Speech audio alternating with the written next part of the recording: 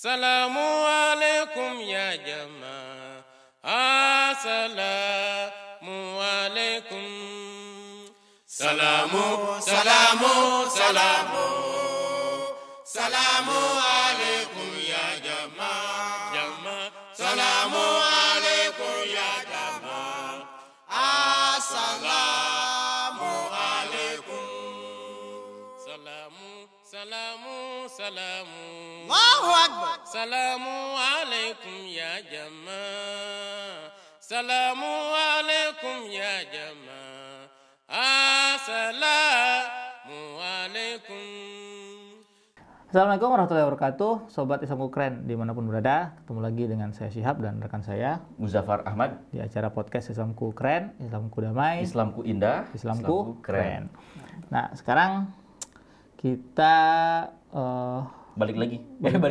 Nah, kita temanya hari ini sama dengan tema-tema sebelumnya. ya yang pernah kita bahas sebelumnya tentang penghormatan ya. Para pejuang pengkhidmatan betul. di lapangan lah mereka. Ya. Nah sekarang ini lebih kalau kita kemarin yang sudah lama berkhidmat ya, yang sudah lama tugas, sekarang kita bicarain soal yang baru. Baru mau melangkah ke tugas ya. Dan di studio kita udah hadir nih, ada rekan kita, mungkin bisa sapa dulu sana. Assalamualaikum warahmatullahi wabarakatuh. Nah, ini ada rekan kita yang udah masih muda, keren, apalagi Masih single. Silakan nih, siapa namanya? Dikenalin dulu. Bismillahirrahmanirrahim. Assalamualaikum warahmatullahi wabarakatuh. Nama saya Arsalanullah Muhammad Ahmad Arash. Alhamdulillah pada 10 Agustus 2020 yang kemarin saya baru di wisuda dari Jamiah Ahmadiyah Indonesia. Baru lulus sekarang ya. Insyaallah akan terjun ke lapangan ya. Amin. Amin. Amin. Nah, Lancar deh. Jadi keinget waktu pertama saya berangkat tugas 2009 ya. 2009 kita. Tuan kita seangkatan kan. Angkatannya 2009 pertama kali tugas. Ada perasaan apa ya? Excited gitu ya. Betul. Mau terjun ke lapangan yang kan memang kita digembleng selama beberapa tahun ya kan, untuk persiapan sana kan. Tahun-tahun kita di tempat ini belajar kan. Tempat belajar 5 tahun. Kita waktu 5 tahun. Pak Hasan berapa tahun? 5 tahun, Pak. Sama juga 5 tahun ya. 5 tahun. Mau berangkat ke lapangan tuh luar biasa tuh perasaan itu. Menggebu-gebu ya. Ada perasaan menggebu semua.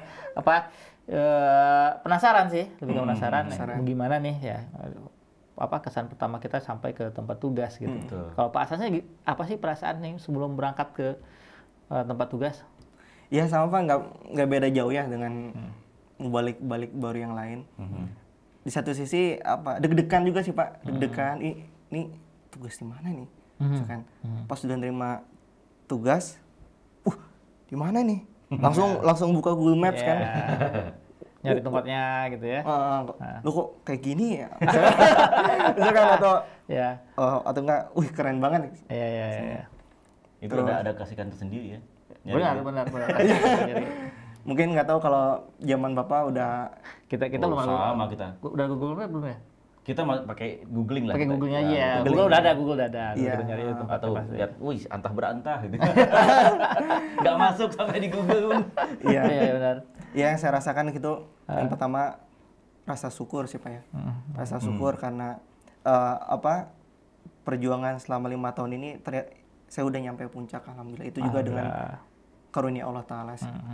Karunia Allah Ta'ala. Nah, ini kalau tadi kita bahas bagaimana perasaannya ketika tadi excited kegembiraan ketika mendapatkan surat untuk penugasan. Nah, kalau ini nih kita balik lagi ke awal deh. Benar. Kenapa manggilnya apa sih kita? Pak Arsalan. Iya. Panggil Bapak aja deh. Bapak aja. Calon Bapak agak serius dikit kita. Nah, kenapa Pak Arsalan ini memilih untuk menjadi seorang pendakwah atau sebagai mubalik? Ada alasan tersendiri nggak? Oke. Begini Pak, yang pertama saya ingin cerita bahwa ayah saya sendiri pun beliau seorang mubalik dan mungkin emang saya melihat mungkin dari kecil ya kehidupan beliau bagaimana kehidupan seorang mubalik, Iya. ngajak orang sholat, ngajarin ngaji, kemudian dakwah. Intinya bagaimana sih supaya orang-orang itu bisa dekat kepada Allah Ta'ala lah, supaya mengajarkan kebaikan. Jadi saya mungkin dari situ saya termotivasi dari sejak kecil bahwa wah nanti ketika saya sudah gede saya ingin menjadi seorang mubalik. Begitu. Jadi pengen jadi mubalik ini muncul dari sejak kecil. Sejak kecil. Masalah. Dan kemudian memang menurut cerita kedua orang tua saya juga kan, beliau cerita memang ketika saya di bangku TK, biasalah orang tua kan Pak nanya, nanti AA kalau udah gede ingin jadi apa gitu kan. Pada saat itu saya jawab saya ingin jadi mubalik. Kemudian lulus SD, lulus SMP, sampai lulus SMA. Dan dari situ saya juga mulai berpikir bahwa penghikmatan apa yang saya ingin lakukan, yang dimana penghikmatan itu secara 100% untuk agama lah. Baru dari situlah emang benar cita-cita saya dari kecil yang mau balik itu penghikmatan secara 100% kepada agama. Nggak pernah berubah itu ya dari kecil? Ya alhamdulillah. Cita-citanya. Mungkin atas doa sih menurut saya. Doa dari kedua orang tua. Orang tua sendiri gimana tuh pas tahu ya pengen jadi mubalik itu gimana responnya, dukungannya seperti apa gitu? Respon dari kedua orang tua saya, pertama ayah saya sendiri yang mana beliau seorang mubalik, ya beliau bersyukur bahwa ya nanti ketika beliau mungkin sudah tidak ada penerus lah. Syukur. Kemudian ibu juga mendukung, alhamdulillah. Keluarga besar pun mendoakan.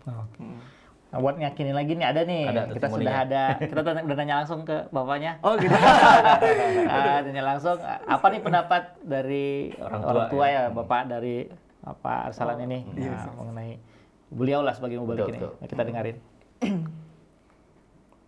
Untuk putra saya yang pertama ini bernama Arsalanullah Muhammad Ahmad Arash. Memang sejak kecil dia sudah memiliki cita-cita ingin menjadi seorang mubalik. Ketika saya tahu bahwa dirinya ingin menjadi seorang mubalik, saya sebagai orang tua tentunya mengawal dan mengarahkan agar cita-citanya itu terwujud. Adapun bentuk dukungan selain doa, saya mengarahkan untuk memilih sekolah yang terbaik untuk menunjang cita-citanya itu. Dan alhamdulillah hal ini dapat terlaksana dengan baik. Saya juga tidak memaksakan dia supaya menjadi seorang mubalik, karena menyadari penghikmatan di jemaat ini cukup banyak. Tetapi tadi karena keinginan putra saya ini selalu ingin menjadi seorang mubalik dan terus bertahan keinginannya ini, dan ini terbukti saat saya tanya dari tingkat pendidikan TK sampai SMA. Pertanyaannya sama. Apa cita-cita Arsalan kalau sudah besar? Dia jawab, saya ingin menjadi mubalik. Dan saya tanya ulang, apakah cita-cita kamu nanti setelah dewasa? Jawabannya masih tetap menjadi seorang mubalik. Untuk kesuksesan hidup dunia maupun akhirat, bagi anak keturunan saya ada dua doa yang selalu saya panjatkan, yaitu Rabbana hablana min azwajina wa dzurriyyatina qurrata a'yun waj'alna lil muttaqina imama. Harapan pengabulan doa ini selain untuk diri sendiri, juga doa untuk putra saya kalau menjadi mubalik nanti, yaitu menjadi imam orang-orang yang bertakwa. Dan doa yang kedua adalah Rabbi ja'alni muqimas sholati wa min dzurriyyati. Rabbana wa taqabbal du'a, Rabbana ighfirli wa li walidayya wa lil mu'minina yauma yaqumul hisab. Intisari yang saya pahami dari doa ini adalah ketika orang tua menikmati nikmat rohani, harapannya nikmat rohani ini bukan hanya dirasakan oleh kedua orang tuanya itu saja, tapi semoga bisa dinikmati juga oleh anak keturunannya. Ya. Oke. Kayak dengar ceramah ya? Kayak Karena mau balik juga. Ini kalau kita betul kan tadi katanya mau balik juga kan. Jadi ingat zaman dulu nih. Kalau pagi-pagi atau sore-sore suka dengar tuh. Di radio ya. MZ. Di radio suka ada. Mirip kayak mirip. Hampir luar biasa nih. Amin. Tapi terbukti ya. Terbukti betul. Dua doa tadi tuh Betul. memang ya, saya juga diajarkan juga untuk membaca doa itu juga ya, untuk anak keturunan nanti insyaallah. Jangan-jangan Pak Arsalan juga gayanya mirip-mirip jadi MZ lagi. Mau MZ. Oke. Itu apa? Ada kisah juga yang kita dengar ya. Soal sebelum masuk ke jamiah, iya, betul. katanya sempat hampir nggak masuk ya, pesakit kan? Iya. Itu apa dan nggak jadi masuk ke sana ke jamiah. Keteguhan tadi, keinginan karena ingin membaktikan diri ya, membaktikan diri sebagai pendakwah itu jalan keluar dari Allah Subhanahu Wa Taala itu ada saja. Betul. Ya. Yang bikin yang melancarkan betul. cita-cita dari Pak Arsalan. Ini bisa ceritain sedikit? Iya Pak. Ini juga saya masih sampai sekarang masih nggak nyangka saya bisa masuk ke dalam jamiah. Jadi ceritanya begini, sekitar 3 minggu sebelum saya tes jamiah. Tes jamiah itu terdiri dari macam-macam, ada tes Quran, psikotes, medical check up, tes kesehatan. Jadi saya mendengar bahwa untuk masuk jamiah itu harus benar-benar apa ya, istilahnya sempurna lah dalam segi kesehatan, nggak boleh ada penyakit dalam. Singkat cerita, 3 minggu sebelum saya masuk jamiah, maksud saya tes jamiah, saya sudah medical check up duluan di salah satu klinik di Cirebon, punya dokter Engkun. Nah, rongsen segala rupa. Kemudian saya lihat hasil rongsen, ternyata kata dokter, beliau bilang, oh ini Arsalan positif kena bronkitis. Bronkitis kan semacam penyakit paru-paru juga ya. Kemudian setelah itu saya teringat bahwa sebelumnya ada salah seorang anak mubalik juga yang pernah daftar jamiah. Kemudian yang saya dengar tuh beliau sudah lulus semuanya. Cuman nggak lulusnya tuh di fisik ya? Tes kesehatan. Beliau punya riwayat penyakit paru-paru basah. Nah, saat itu yang saya dengar beliau nggak diterima. Nah, kemudian dari situ saya langsung ngedon Pak ya. Ngedon, kaget, ya Allah. Saya nggak bisa masuk jamiah gitu. Gimana? Terus singkat cerita kami pulang ke rumah. Kemudian di rumah inilah bertiga, bapak, ibu sama saya. Terus kata ibu, ya udahlah katanya. Sekarang fokus aja untuk mengobati penyakit. Pak Dokter Engkun cerita bahwa penyakit bronkitis ini insya Allah bisa sembuh dalam waktu 6 bulan. Sedangkan tes jamiah 3 minggu lagi Pak. Nah, tidak mungkin gitu. Kemudian akhirnya di situ kan ibu saya bilang, ya udah fokus aja sekarang pengobatan selama ini, nunggu setahun. Kemudian kamu bisa masuk kuliah dulu, ngambil kuliah universitas komputer misalkan. Cuman di situ yang paling tegas adalah ayah saya. Beliau bilang, kamu jangan putus asa, kayak nggak punya Tuhan aja gitu kan. Kata beliau, kamu kayak nggak punya Tuhan. Sekarang begini aja. Sekarang apapun yang terjadi, walaupun sudah melihat hasil tes ini, tetap berangkat ke jamiah, ikutin tes yang ada. sisanya serahkan pada Allah Ta'ala. Betul. Kata beliau begitu. Yang tadinya saya ngedon Pak ya, Ya. saya udah serasa putus asa lah. Ya Allah, saya nggak bisa masuk jamiah tahun ini, nggak bisa ikut sama teman seangkatan saya. Kemudian akhirnya saya taat berangkat. Singkat cerita, sudah ikut tes semuanya kan. Kemudian dari jamiah bilang, nanti dalam waktu 3 hari kalian akan diberi semacam pesan melalui SMS.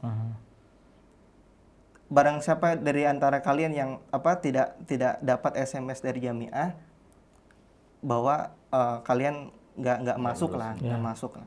Singkat cerita, sudah di rumah saat itu di Manislor di Kuningan.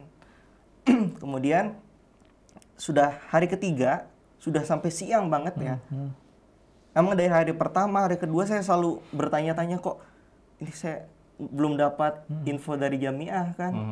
Oh gimana, saya nggak masuk jamiah kan. Terus kemudian singkat cerita ada teman saya dari cabang Indramayu, nggak jauh dari Kuningan lah. Saya tanya ke beliau, namanya Abdul Hakim. Kim, gimana? Udah dapat info dari jamiah belum?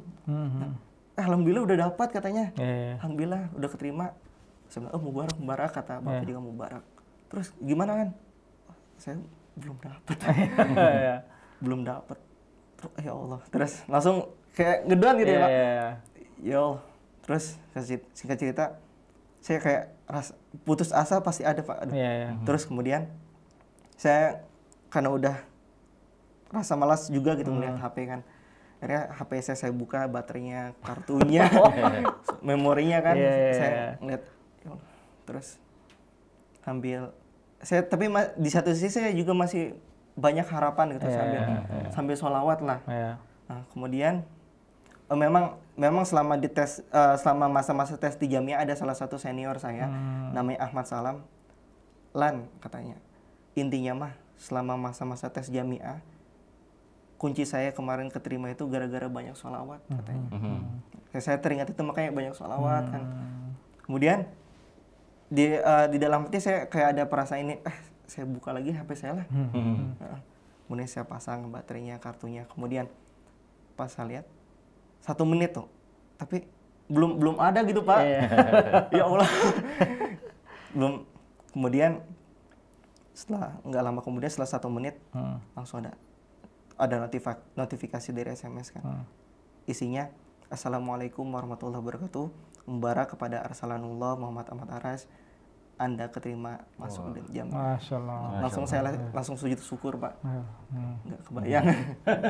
Sebuah luar biasa kisah sekali ya. Kisah yang luar biasa. Emang ya kadang itu juga yang membuat ya kan seorang kalau sudah ada keyakinan kepada Allah Ta'ala, ya insya Allah Allah Ta'ala sendiri akan memberikan mewujudkan lah keinginan kita itu.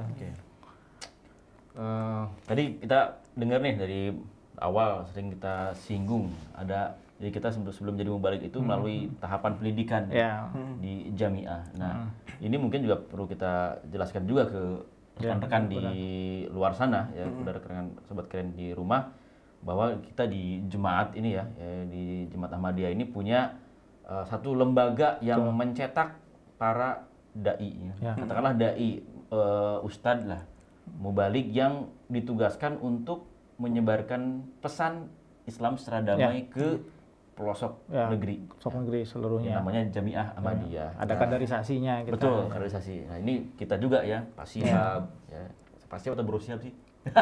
Sama aja lah. Pak Sihab, saya, Pak Arsalan juga. Benar. Ya, ini kita dari sana. Kita juga dulu tugaskan ke tempat-tempat yang jauh. Nah, ini kita bisa dengar nih tujuan dari jamiah ini apa nih, dari langsung prinsipal jamiahnya ini kita udah ingat ya Pak Masum. Kita udah minta kemarin ya. Kita juga minta ke beliau. Saya dengerin apa yang beliau sampaikan. Assalamualaikum warahmatullahi wabarakatuh.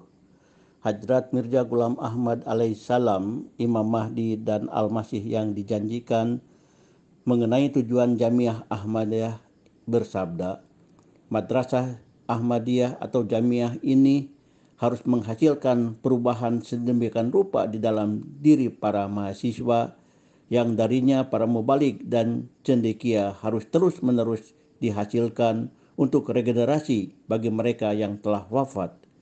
Setiap orang harus memikirkan jalannya lembaga pendidikan ini, sehingga jamiah ini menghasilkan para pencipta Al-Quranul Karim, yaitu para mubalik yang menjadi uswah bagi umat manusia. Al-Hakam 10 Februari 1905.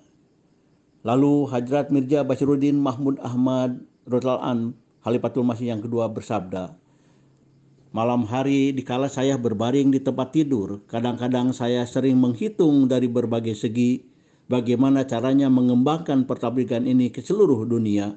Kadang-kadang saya berpikir 5.000 mubalik akan cukup. Lalu saya katakan, apalah yang dapat diperbuat dengan 5.000 itu? Diperlukan 10.000 orang.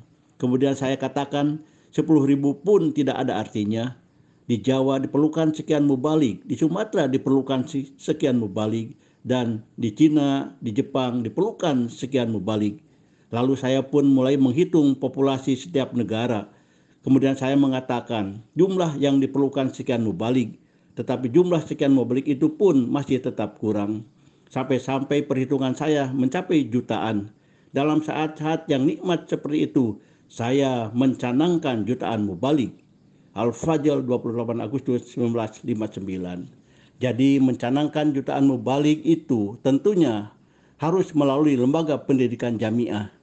Dan Jamiah Ahmadiyah Indonesia juga sedang berusaha dan berkiprah untuk memenuhi keperluan mubalik tersebut, insya Allah. Assalamualaikum warahmatullahi wabarakatuh. Waalaikumsalam. Amin. Itu tujuannya untuk mencetak para pencinta Al-Quran. Pencinta Al-Quran. Itu kuncinya di sana ya, kan. Ya memang kalau lihat apa sih tugas kita, tugas pokoknya lah ya. Semua balik ini ketika ditugaskan ngapain aja sih gitu ya di lapangan mereka bertugas. Ya kalau ya pengalaman saya sendiri gitu ya. Nggak lain adalah memang tadi mengajarkan apa sih isi dari Al-Quran itu kepada setiap orang. Dan karena semua orang berhak. Kata tahu Islam kan rahmatan lil alamin ya kan. Semua orang berhak untuk mengetahui ajaran Islam sebenarnya apa, sampai ke daerah-daerah yang mungkin Islam sebagai minoritas di situ kan. Jadi kita menyampaikan bahwa Islam itu tidak seperti yang dibayangkan, bagaimana ya keras, kejam, tidak. Nah, kita tugas dari seorang mubalik sebagai pendakwah tadi ditugaskan untuk menyebarkan bahwa Islam itu ini loh yang benar sejati.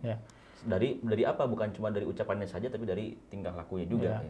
Nah, ini memang kita dapatkan di pendidikan jamiah ini tadi gitu. Jadi bukan hanya ilmu tapi juga amal, akhlaknya juga. Ya pengalaman itulah yang kita dapatkan kan sama pendidikan. Nah, Pak Hasan sendiri mungkin ada kisah-kisah menarik nggak selama di jamiah yang paling diingat? Yang paling menarik lah. Paling menarik sama di jamiah itu apa? Oke Pak. Alhamdulillah dengan karunia Allah Ta'ala, saya 5 tahun lebih lah di jamiah. Banyaklah pasti kisah-kisah. Cuman yang paling saya ingat itu masa-masa pedal safar. Jadi ini tunggu, bisa dikasih tahu juga nih safarnya apa sih? Kesini kayaknya. Oke. Jadi pedal safar itu adalah salah satu pedal safar itu artinya jalan kaki, berjalan kaki. Ini adalah salah satu program dari jamiah untuk kelulusan sebagai seorang mubalik itu salah satu faktornya adalah lulus dari pedal safar. Jarak yang ditempuh adalah 200 km berjalan kaki. Nah, selama berapa hari? 3 hari. 3 hari ya. 3 hari. Oke. Ya, bisa terusin. Lanjutin sekarang. Kemudian luar biasa Pak. Di dalam program pedal safar ini saya menemukan pertolongan Allah Ta'ala Pak ya. Jadi ya namanya berjalan kaki. Jadi kondisinya begini Pak. Sebelum saya pada safar, kondisi kaki saya itu kalau kata orang Sunda mah rorombeheun lah Pak. Pecah-pecah. Terus perih banget. Nah, pada saat itu sebelumnya saya udah banyak upaya lah. Pakai salep, pakai obat-obat lah. Bagaimana supaya nanti ketika saya pada safar, kaki saya nggak pecah-pecah lah. Nah, saya berpikir, ya Allah, kaki saya udah pecah-pecah kayak gini, gimana? Saya akan berjalan kaki selama 3 hari 200 km. Apa saya bisa lulus nggak? Kalau mengandalkan, kalau benar ini kalau hanya mengandalkan kekuatan kekuatan sendiri, saya yakin tidak akan mungkin. Saya yakin tapi bagaimana Allah Ta'ala ya Pak, saya buktinya sendiri bahwa saya merasakan bahwa dengan kondisi yang seperti itu, Allah SWT memberikan kemudahan, memberikan kekuatan, sehingga sampai hari terakhir, alhamdulillah saya bisa lulus. Alhamdulillah. Dan itu sebenarnya pada Safar juga punya tujuan khusus sebenarnya. Jadi kita bisa merasakan bagaimana perjalanannya kehidupan. Jadi di sana kita sampai kepada masa sendiri dan merasa dekat dengan Allah, merenung di sana. Soalnya jalan itu kan tidak berbarengan bergerombol, sendirian. Ya paling banyak berdua lah. Nah, paling tidak berdua. Nah, itu pun jadi kita melihat medan yang begitu katakanlah jarak yang begitu jauh, kemudian juga cuaca dan sebagainya, sehingga disitulah kita tuh bisa, ya itu dulu pengalaman saya juga tuh ya. Itu bisa mendapat merasa dekat dengan Tuhan tuh di situ. Sampai menangis di jalan tuh. Jadi dilatih dari sana. Betul. Dan melatih mental. Betul. Iya benar. Mental kita bahwasanya memang ya apapun bisa sebenarnya kita lalui ketika kita mengharapkan keriduan dari Allah Subhanahu wa taala. Betapapun beratnya mungkin apa yang harus kita lewati itu. Karena di medan dakwah nanti jauh lebih berat. Wah, perjuangan tuh jauh lebih hebat gitu kan yang kita rasakan. Nah, pernah nggak? Ini kan 5 tahun, Pak. Iya, Pak. Masa pendidikan dengan orang-orangnya itu aja kan. Iya. Ada nggak perasaan jenuh selama 5 tahun itu di Jamiah? Yang saya rasakan sih selama 5 tahun pasti adalah masa-masa jenuh, masa-masa bosan. Tapi yang saya lakukan adalah kalau kita mengikuti kegiatan Jamiah dengan penuh semangat lah, insya Allah sih kita nggak akan jenuh, nggak akan bosan. Kemudian di Jamiah juga kan kita punya banyak teman. Jadi yang kami lakukan di Jamiah itu Pak, contohnya di angkatan saya. Di angkatan saya itu banyak yang hobi masak Pak. Banyak hobi masak. Jadi kalau ada waktu senggang, libur, ada yang buat cireng, buat siomay, buat batagor. Chef Jadi dadakan lah ya. Chef dadakan. Kemudian dari Jamiah juga ada program piknik 1 tahun sekali. Kemudian banyaklah kegiatan olahraga. Kemudian saya juga kalau misalkan ini ya kayak punya rasa unek-unek, itu sebenarnya harus dicurhatkan sih Pak, baik kita pada orang tua atau teman sahabat terdekat kita di Jamiah. Mungkin itu yang bisa istilahnya meminimalisir lah rasa-rasa bosan, rasa-rasa jenuh selama pendidikan di Jamiah. Itu jadi rekan-rekan semua yang suka gabut, yang suka jenuh ya, berubah dari mana? Dari diri sendiri. Jangan mengharapkan orang lain. Ya, banyak cara yang bisa kita lakukan. Ya, bukan hanya masalah pendidikan saja ya. Bisa aja misalkan gabut gara-gara apa gitu ya. Apalagi suasana sekarang kan di rumah pandemi aja gitu kan. Pandemi ini. Cari kesibukan yang buat kita itu supaya tidak jenuh. Diri kita sendiri yang bisa berubah. Ya kita ingat waktu pendidikan juga dulu Jamiah sama seperti itu. Ya larinya sih ke olahraga kan. Itu olahraga memang paling enak buat pelampiasan energi lah ya kan. Tapi olahraga itu udah lapangnya udah tenang kan. Ya, itu dengan teman-teman kan bisa saling saling sharing lah. Saling sharing ya. Dan itu kayaknya udah sunnah dari dulu ya. Kalau di Jamiah itu suka masak-masak gitu. Ya harus masak-masak. Ya ngeliwat tuh di daun pisang panjang kan. Sederhana sih, ikan asin, ikan teri ya, cuma kebersamaan itu justru yang bikin ingat di apalagi masa-masa waktu study time itu Pak, jam waktu belajar itu kan. Lapar banget. Terkuras ngapalin itu yang pelajaran kan. Oke. Nah, ini yang terakhir nih ya. Sebelum kita ke harapan dari Arsalan sendiri, apa sih yang dirasain? Ini kan sudah mau ke tempat tugas nih, walaupun belum sampai ke tempat tugas ya. Apa sih yang dirasakan itu ketika sebenarnya tadi udah kali ya, tapi mungkin dirasakan pada saat dapat suratnya. Nah, ini sudah menuju ke lapangan ini apa sih yang dirasainnya? Apa yang dirasakan pertama kali? Oh iya. Jadi ya yang pertama saya sangat bersemangat sekali lah. Kemudian deg-degan juga sih, saya masih deg-degan. Soalnya saya berpikir bahwa ya Allah, ini tugas yang mulia ini yang udah pasti luar biasa beratnya Pak ya. Apakah saya bisa melakukan, apakah saya bisa mengemban tugas ini? Amanah ya. Amanah ya soalnya. Ya intinya mah saya masa-masa itu selalu banyak berdoa aja sih Pak. Banyak berdoa. Saya merasakan ya harus banyak berdoa sih. Dan nasihat-nasihat dari senior-senior, mubalik senior kepada saya. Ya intinya mah harus dekat pada Allah Ta'ala sih. Betul. Kata beliau-beliau juga. Ya memang pasti sih. Kita kan nggak tahu apakah kita bisa diterima oleh orang, ya kan? Betul. Atau ya bagaimana nanti, apakah kita bisa beradaptasi dengan lingkungan dan tempatnya juga kita nggak tahu seperti apa. Karena banyak orang biasa di Jawa Barat misalnya, mereka harus ke timur, jauh ya kan. Ada yang mungkin juga dari daerah timur tuh harus yang daerah panas harus berkutat di daerah dingin, ya kan. Nah, itu yang hal seperti itu kan kadang-kadang berpengaruh kepada diri kita juga. Gitu. Walaupun sebenarnya ketika di Jamiah juga gambaran tempat tugas itu sebenarnya sudah ada di Jamiah, karena kan ada orang dari berbagai macam daerah berkumpul di macam karakter juga. Tapi ketika mengalami langsung tuh ada beda gitu. Tapi memang gini, jangan kita kadang-kadang kita terlalu berpikir aduh gimana, tapi ketika nyampe di tempat tugas tuh ternyata nggak begitu. Ini setelah dilalui sih gitu ya. Alhamdulillah kan. Mungkin karena belum ke tempat betul. Masih ada rasa ini. Ini kayak ada dari temannya seangkatannya. Oh gitu. Tadi orang tuanya, terus dosennya, prinsipalnya, sekarang teman seangkatan. Kalau ini sudah sampai di tempat tugas nih. Ini udah sampai tapi. Oke, kita Amar ya? Ya, oke. Saya sangat bahagia, senang, penuh rasa syukur. Akhirnya medan pengkhidmatan yang selama ini ditunggu-tunggu ada di depan mata.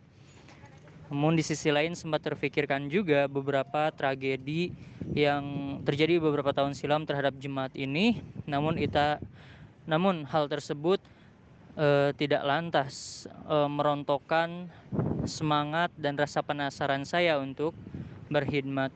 Di sekitar rumah misi tempat saya menetap itu sudah ada banyak anggota di sana, sehingga sholat 5 waktu ini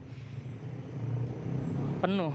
Sholat 5 waktu ini banyak yang hadir, kegiatan madrasah juga berjalan, artinya kesini saya tidak kesepian. Alhamdulillah dengan karunia-Nya saya merasa betah tinggal di sini. Beberapa hari saja sudah merasa betah dan yakin insya Allah dengan karunia Allah Ta'ala mudah-mudahan bisa berkhidmat dengan baik. Amin. Misalkan ya? Iya, lulus bareng. Lulus bareng ya? Sama-sama masih single kan? Tapi tadi nggak kesepian ya di tempat. Tapi memang tiap daerah berbeda sih ya. Ada yang memang sudah tempat ininya, yang ada anggotanya dan sebagainya. Ada juga yang masih belum. Nah, tapi tidak masalah itu karena kita kan punya Allah Subhanahu wa Ta'ala. Dan kita kan menyesuaikan sendiri. Betul. Saya pernah awal tugas saya di tempat yang lumayan ramai itu di Tasikmalaya itu. Yang anggotanya nggak terlalu jauh lah dari masjid, dan ada anak-anak di panti asuhan milik jemaat juga di situ kan. Di Kawalu itu saya awal tugas kan di sana kan. Tapi juga pernah bertugas ke Kalimantan Barat itu yang anggota cuma 5 kakak dan jauh-jauh. dekat saya tinggal tuh dan masjid itu cuma satu ya keluarga saja yang dibina kan, tapi tetap ada keasikan tersendiri. Jadi untuk sampai misalnya ke tempat satu keluarga di daerah Sambas yang agak di Sambas itu bukan di kotanya, masih nyebrang lagi sungai gitu kan. Perjalanan naik sepeda motor 100 kilo lebih, tapi ada ketika bertemu tuh ada apa ya, kesan tersendiri itu yang nikmat, menurut saya nikmat. Nah, ketika udah menjalani itu nikmat sekali. Kemarin kita bahas sebelumnya ya, yang bertugas di daerah-daerah pelosok pedalaman. Ya begitulah. Tapi insya Allah sih, insya Allah. Apalagi masih berapa tahun sekarang usia? Sekarang 24. Masih muda. Masih muda. Kayak ya seumuran kita 10 tahun yang lalu. Lalu deh. Pada waktu saya juga waktu tugas seumuran dengan Asalan itu ya. Memang itu Pak, saya pernah mendengar salah satu mubalik namanya Pak Jalani. Kata beliau kehidupan mubalik itu SMN. Apa itu? Apa itu? Sengsara membawa nikmat. Insyaallah. Udah kayak judul film aja. Tapi sengsara itu nggak inget sih, maksudnya ketika udah jalanin, Betul. yang ingat yang nikmatnya aja. Iya, justru. nikmatnya. Kenikmatan itu. Justru kadang-kadang kita kalau ke tempat yang luar seperti itu, yang katakanlah ke tempat yang pertama kita tugas, kemudian kita harus banting tulang untuk bertugas segala macam. Ketika suatu saat kita tempat yang enak, yang banyak anggota dan sebagainya, itu suka keinget. Aduh, kapan lah kita kesana. justru Jadi justru yang ini. Apa istilahnya ya menjadi kenangan yang indah. Betul. Jadi cerita Jadi apa ya? cerita anak keturunan kita juga kan nanti. Nah, terakhir nih harapan. Harapan ya. Jadi teringat Apa tuh? namanya masa-masa tugas di sana jadi. Harapan lah sekarang Harapan di tempat tugas, Pak. Iya, harapan kedepannya Kedepannya sebagai seorang mubalik bagaimana? pendakwah bagaimana? Iya. Saya berharap semoga saya bisa menjadi seorang mubalik yang diharapkan tentunya oleh jemaat, Amin. yang diharapkan oleh Hazrat Masih Maud alaihissalam. Dan saya berharap semoga dimanapun saya ditempatkan, semoga saya bisa bermanfaat kepada semua orang. Amin. Yang penting itu sih, gimana kita jadi manfaat ya. Iya. Ya kalau udah nggak bermanfaat di dunia siap-siap aja. Dipanggil. Oke. Ya, seru banget ya. Seru sebenarnya, tapi waktu kita sedikit sih. Ya. Wah, sayang banget. Sayang banget. Apa nanti insya Allah kita bahas lagi Iya. tema-tema yang lain ya. Kayaknya kalau nanti pada safar kita bahas Khusus ya? Khusus kayaknya bagus. Ya, saya juga kepikiran gitu. Bagus Nanti dibuat film, Pak ya. Insyaallah. Nanti kita bahas khusus kupas soal kampanye pasti ada yang penasaran juga nih betul. filsafat gimana sih? Iya. Karena banyak cerita gitu. Banyak Di cerita. dalam filsafat tuh banyak cerita. Kalau kita ceritain lebih panjang lagi Betul, nanti ya. betul, ya. Soalnya nantilah next time Betul. kita bisa ngobrol-ngobrol lagi khusus mungkin soal filsafat gitu. Filsafat. Kita kupas lah seperti apa.